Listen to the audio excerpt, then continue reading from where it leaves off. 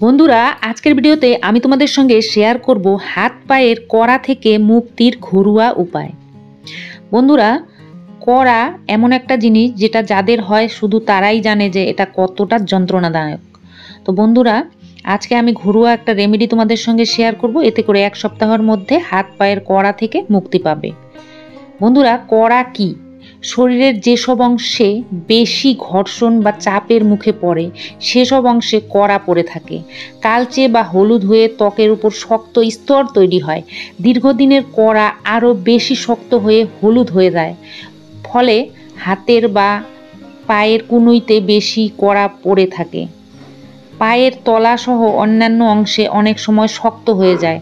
চলতি ভাষায় একে বলা হয় কড়া। বিভিন্ন কাটায় আঘাত পেলেও পরবর্তী সময়ে এমন কড়া পড়তে পারে।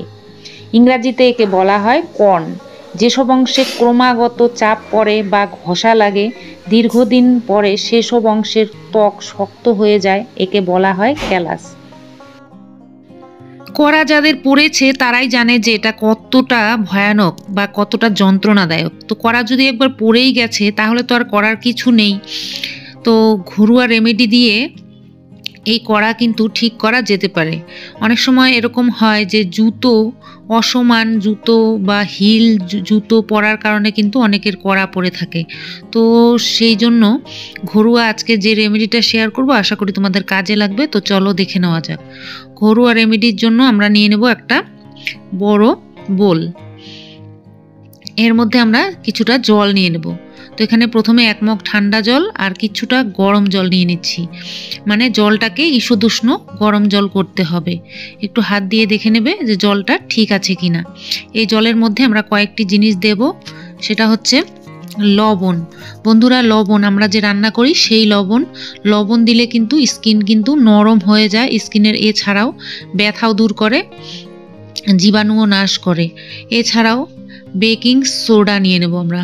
বেকিং সোডা নিয়ে নেব 1 টেবিল চামচ।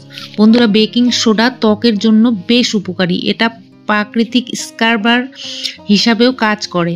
ত্বকের যেসব স্থানে কর্ন আছে সেখানে কিন্তু বেকিং সোডা খুবই ভালো কাজে দেবে।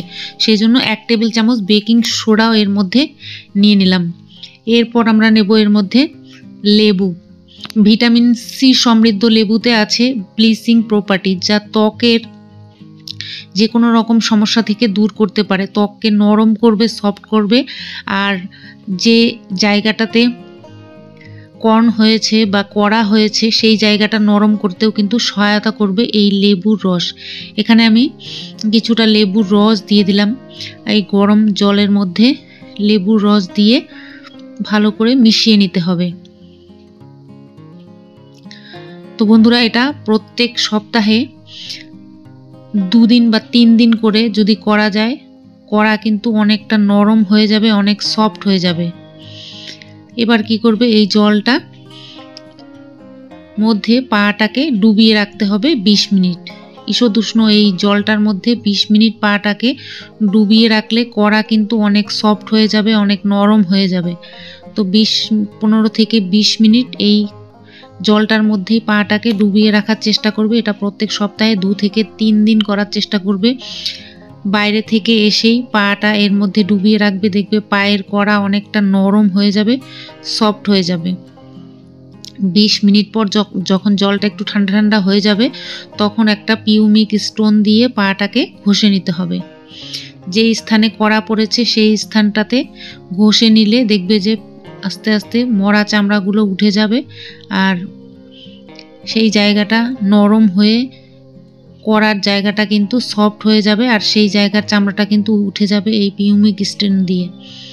এরপর পাটাকে ভালো করে ধুয়ে পরিষ্কার করে উঠিয়ে নিতে হবে। উঠিয়ে ভালো করে টাওয়াল দিয়ে মুছে নিতে হবে যাতে কোনো ধরনের জল না থাকে পায়ের মধ্যে।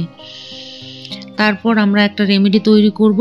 রেমেডিটা পায়ে লাগাতে হবে। রেমেডিটা বানানোর জন্য আমরা নিয়ে নেব পেঁয়াজ। বন্ধুরা, পেঁয়াজ কিন্তু খুব কার্যকরী একটা উপাদান, যেটা আমাদের করার জন্য খুবই ভালো কাজে দেবে। পেঁয়াজ তো সবার রান্নাঘরেই থাকে। এই উপাদান রয়েছে শক্তিশালী অ্যামিনো অ্যাসিড, যা বিভিন্ন সংক্রমণের বিরুদ্ধে লড়াই করবে বা কড়ার বিরুদ্ধে লড়াই করবে। শরীরের যে স্থানে কর্ন বা কালাস রয়েছে সেখানে পেঁয়াজের দিয়ে আমরা যে রেমেডিটা তৈরি করব সেটা লাগালে কিন্তু অনেকটা কাজে দেবে। তো দেখো আমি অর্ধেক পেঁয়াজ নিয়ে নিয়েছি আর নিয়ে নিয়েছি একটা গ্রেটারের মধ্যে গ্রেট করে নেব পেঁয়াজটাকে। তোমরা চাইলে মিক্সারে বেটেও নিতে পারো, তবে খুব অল্প একটু পরিমাণের লাগবে, গ্রেটার দিয়েই হয়ে যাবে। তো দেখো আমরা পেঁয়াজটাকে ভালো করে থেতো করে নিয়েছি। আমাদের 1 চামচ মতো পেঁয়াজের পেস্ট হলেই হয়ে যাবে। তো দেখো একটা বাটির মধ্যে আমি নিয়ে নিলাম 1 চামচ মতো পেঁয়াজের পেস্ট। এর মধ্যে আমরা দিয়ে দেব গ্লিসারিন। বন্ধুরা তোমরা হয়তো সবাই জানো যে গ্লিসারিন কিন্তু ত্বককে নরম সফট করতে সহায়তা করে।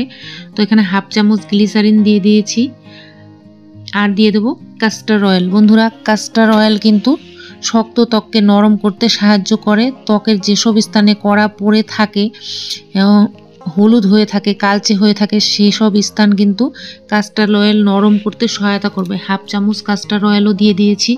এবার এই 3টি উপাদান ভালো করে মিশিয়ে নিতে হবে। খুব সুন্দর করে এই 3টি উপাদানকে ভালো করে মিশিয়ে নিতে হবে। পেঁয়াজ, কাস্টার অয়েল আর গ্লিসারিন।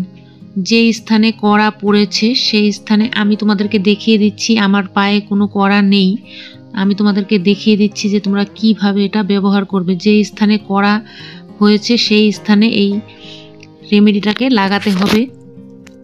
আর এই কাজটা যখন তোমাদের কোনো কাজকর্ম থাকবে না, বিশেষ করে রাতে যখন সব কাজকর্ম শেষ হয়ে যাবে, ঠিক তখন এটা লাগাবে।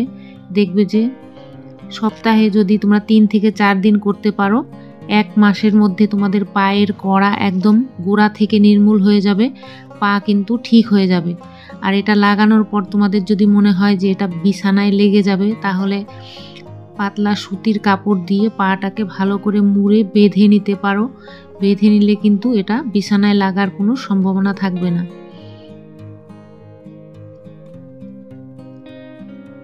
পায়ের মধ্যে কাপড় দিয়ে বেঁধে রেখে দেবে। দেখবে যে এটা সপ্তাহে 3 থেকে 4 দিন যদি করতে পারো, 1 মাসের মধ্যে তোমাদের পায়ের কড়া কিন্তু গোড়া থেকে নির্মূল হবে। বন্ধুরা আজকে আমি যে রেমেডিটা তোমাদেরকে করে দেখালাম, অবশ্যই করে দেখো, পায়ের কড়া কিন্তু ঠিক হয়ে যাবে। বন্ধুরা তোমরা এই ভিডিওটা কে কোথা থেকে দেখছো অবশ্যই কমেন্ট করে জানিও। যদি ভালো লাগে একটা লাইক করে দিও, আর যদি চ্যানেলটা সাবস্ক্রাইব করা না থাকে অবশ্যই চ্যানেলটাকে সাবস্ক্রাইব করে রেখো। আর ভিডিওটা ভালো লাগলে এন্ড স্ক্রিনের ভিডিওগুলো দেখার অনুরোধ রইল। আজকের জন্য এখানে শেষ করবো। তোমরা সবাই ভালো থেকো, সুস্থ থেকো। নমস্কার।